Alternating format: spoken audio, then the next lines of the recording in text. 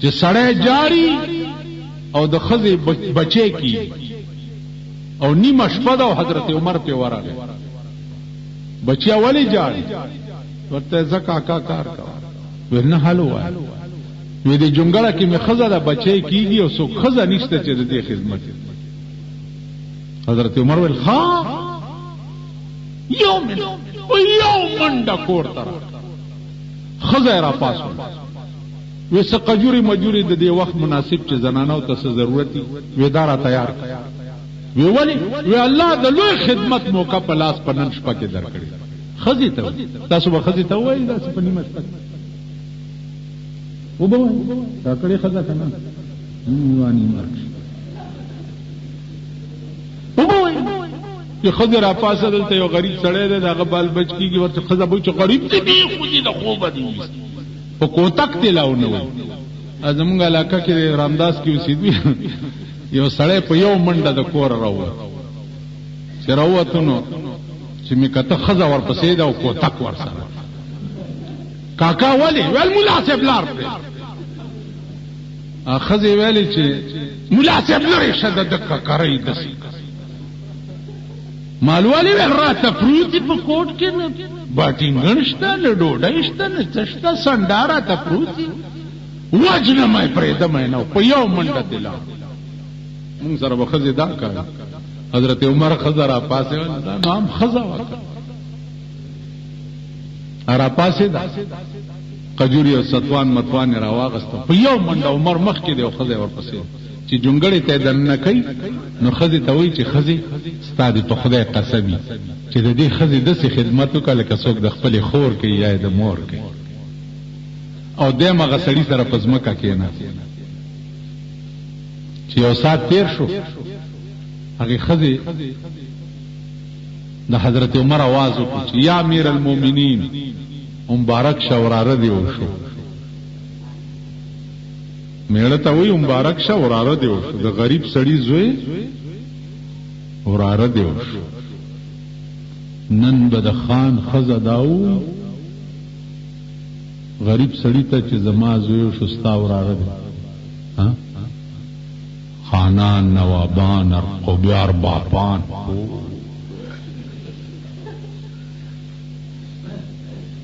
ته به د ارباب صاحب په مخ کې داسې ووایې چې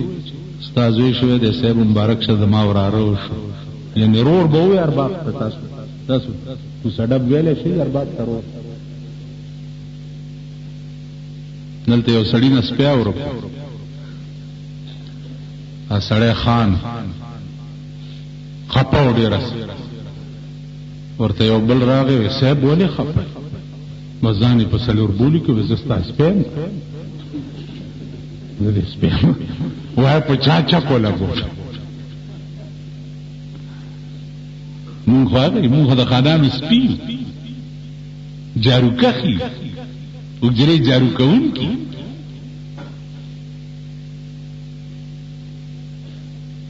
حضرت عمر ښځه حضرت عمر ته وایي مبارک شه وراره دې وشو سړي چې واورېده چې دا امیر المؤمنین دی خو دا د ده ښځه راغلې زما د ښځې خدمت ته نو لړزه پې ولګېد حضرت عمر ورته وایي یارېږه مه بجا اتنا بھی خدمت آپ کا سر لا نہ سکتا تھا غلامی کی سند شاہ امم سے پا نہ سکتا تھا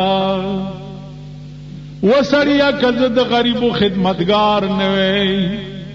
نو نن بد محمد رسول اللہ د غلامان په لسٹ کې زمانہ مدرج شوه نوے بیا ورته څوي جو ازروئے شریعت قوم کا سردار ہوتا ہے وہی اللہ کے بندوں کا خدمتگار ہوتا ہے وہ مسافرہ کم سڑے چې د قوم سردار شي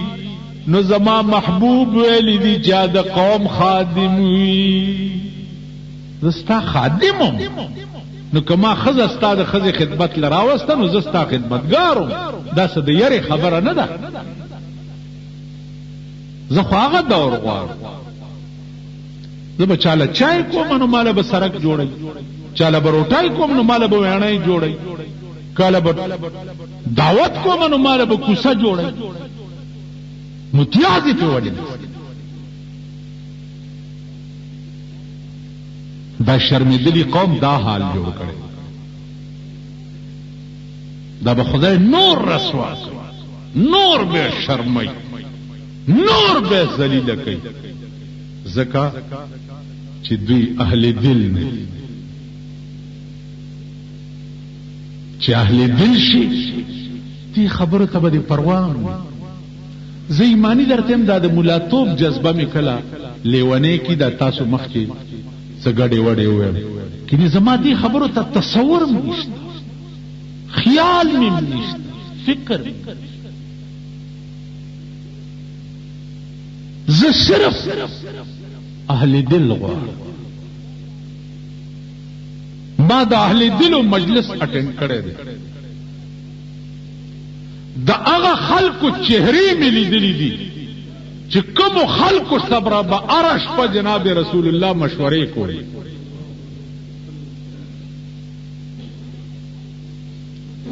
د هغه خلکو جوټه مې څکلې ده چې پیغمبر به په خوب کې ورته حدیث و تصحیح کوله.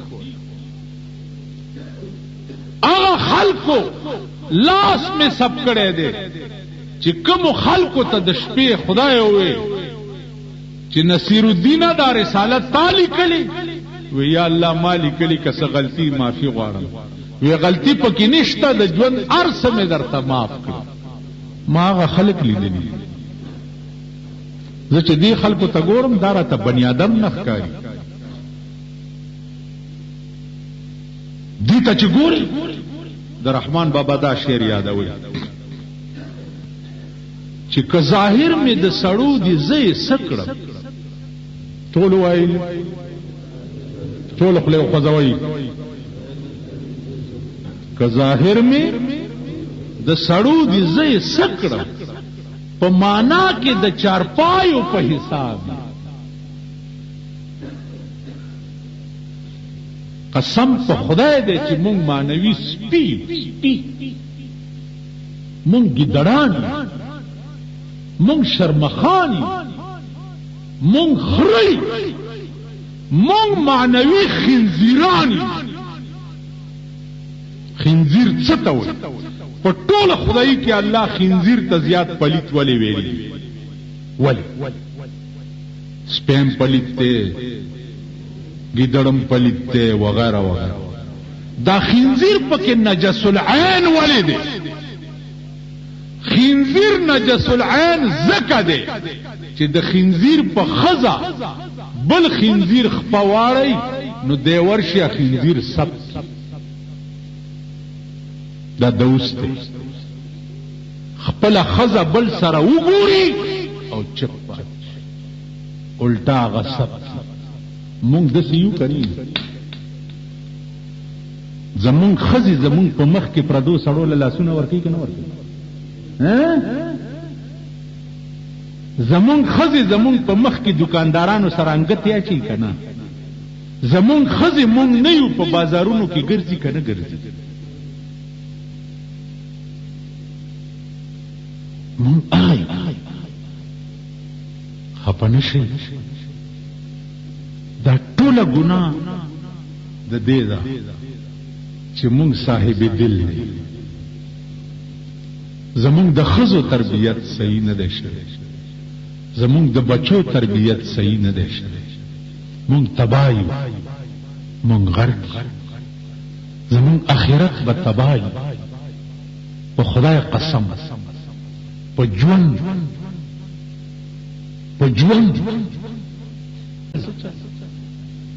ما ته وی چې ته مردان ترازی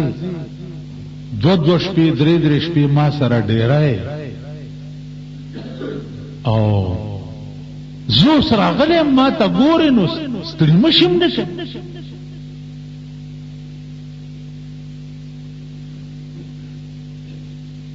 ما ورته کاکا داس چل دی چې دا ستړي مشي مړي مشي زما ډېر عادت هم نه دی.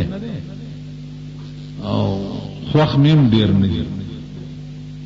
کنه جی ستړی مشه او خوار مشه او کور خیر دی او چرګان جوړ دی او لانی جوړ دی قدرته چې چرګ مینا جوړه دی او ګولې به ورته واسه هغه یو زبانی جمع خرق ته چې دی خلکو یاد لري خې جوړې څه تکلیف خو نشته اوس کما درته چې ماته د پلانې تکلیف ته ها خدای دې لري کین بیا خدای ته سپاري دا ټول زبانی جمع خرچونه مور دل کاکا دا چل دی چې ما خو په زندګۍ کې په مردان کې شپه نه ده کړې په زندګۍ کې ما په ډیرو کې چرته شپه نه ده کړې په بنو کې مې شپه نه ده کړې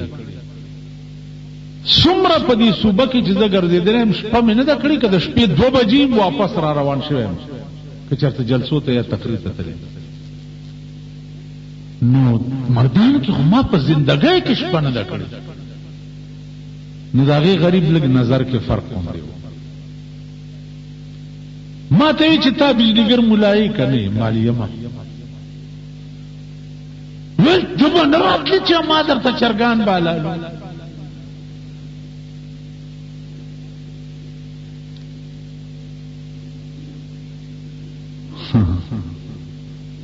زه پوه شوم ام زما په شکل یو او زما په شکل باز شته دی د غټو غټو جنازې چې کوي اخبار کې فوټو راشي نو ما ته وایي چې ته هم ورته ولاړ وې جنازه دې کوله هغه شکل هم زما په شان نو زما په شکل یو چا بتلو دی غریب ته د سبزی دکان نو د بزان سره ډیره کو ورته ډیر خاطر مدار او پیسې مې سي به هم ورکې 15 کاله په دې چلا غواله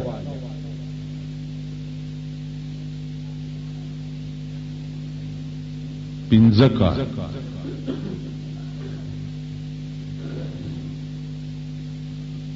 عزیزانو عرض میں داو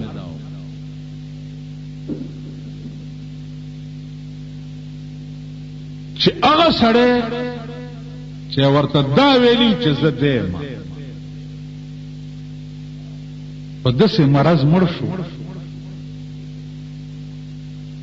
چې یو کال پروتو بویونه تتله کور والا نږدې نشو ورتلی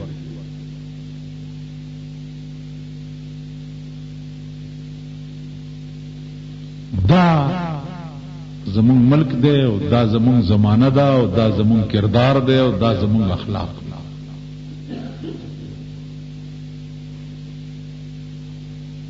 دسم شتا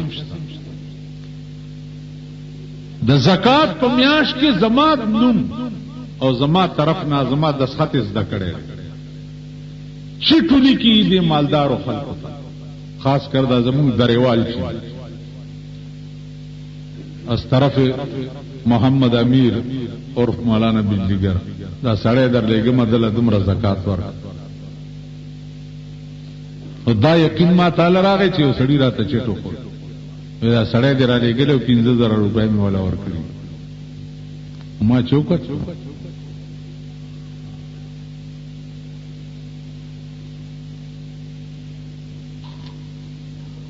اوس چې ورستی ریږي کنه نو دا شعر را یادیږي چې یا الہی یہ تیرے سادہ دل بندے کی در جائیں یا الہی یہ تیرے سادہ دل بندے کی در جائیں کہ سلطانی بھی عیاری ہے اور درویشی بھی عیاری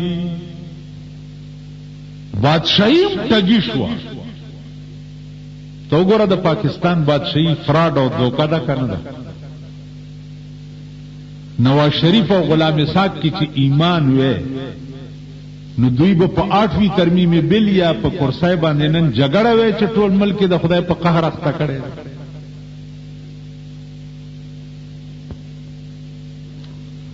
اوس هغه سنداګان چې کم تاسو منتخب کړی دي س سنداګان او اتیان یو سره مرګري دي او س سنداګان او اتیان بل سره مرګري خدای دې خیر کوي مونږه چرګانو چیلو ته چې مونږ پکې چخنی نشو.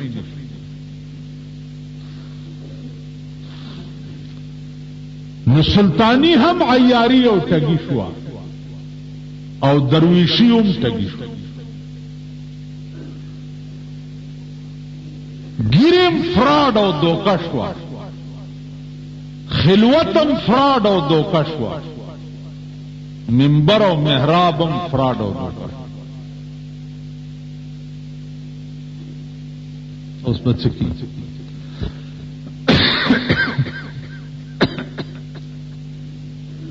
مونږ خلق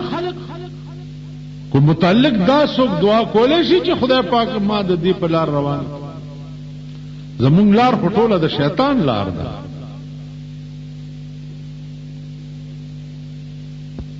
په لاره خو به مونږ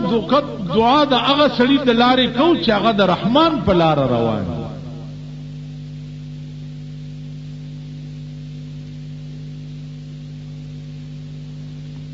کم محبوب سره چې د ده رابطه او تعلق او تا ته مو وایي چې راشه دا زما محبوب لږ وګوره،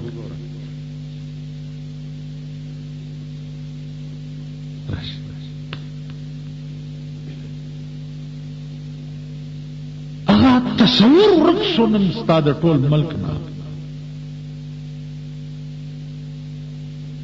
شیخ عبدالقادر جیلانی رحمت الله علیه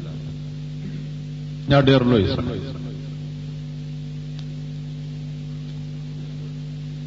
په هندوستان کې مجدد الفسانی رحمت الله علیه دا ډېر لوی سړی، په عربو کې شیخ عبدالقادر جیلانی رحمت الله علیه چې د چا په عراق کې قبر دی دا ډېر لوی سړی. مجدد الفسانی رحمت الله علیه دا دومره لوی سړی او چې په ځمکه به ناستو نو لوح محفوظ به ورته ښکارېدو، په ځمکه به ناستو او تصور به چې وکړو نو لوح محفوظ به ورته ښکارېدو.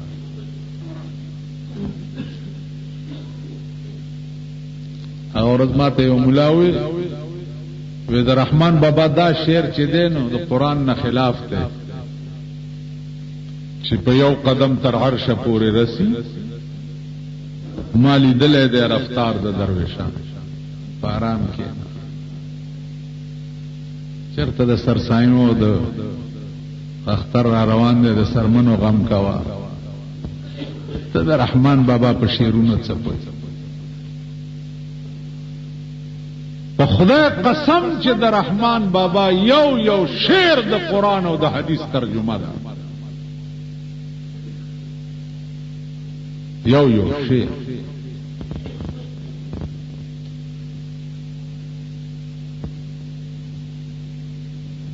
محبوب سره تصور کې خبرې کوي